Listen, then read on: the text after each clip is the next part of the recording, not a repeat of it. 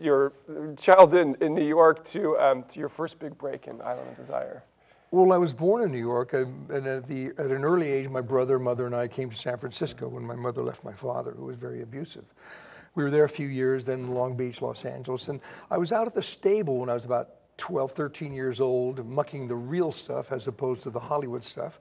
And I met a man by the name of Dick Clayton, who was an actor who later became my agent. He became one of the biggest agents in Hollywood. Right.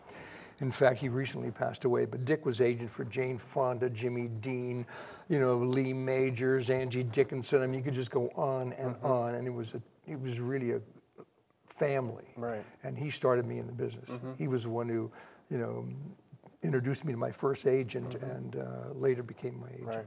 Now you burst onto the scene pretty quickly. You know, I mean, once you got established, you became kind of a household name. Would you say? Once I got established, the years of kind of knocking at doors and you know going to interviews and all that, it was very difficult for me. But I wasn't focused on what I really wanted to do. I mean, it was all just happening for me, and I wasn't ready to accept any of that.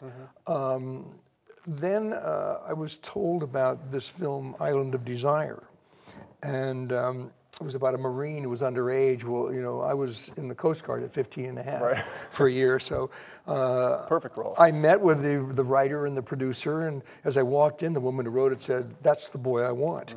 And then I thought, oh my gosh, where do I serve my apprenticeship? So I did a screen test with Linda Darnell, who was fantastic. In your book, you talk about her saying, you know, this is the kiss that I want. That was great. Let's do it again. Well, what happened was I had to kiss her in this one scene, and I thought, I'm going to be kissing the Blessed Mother from the Song of Bernadette.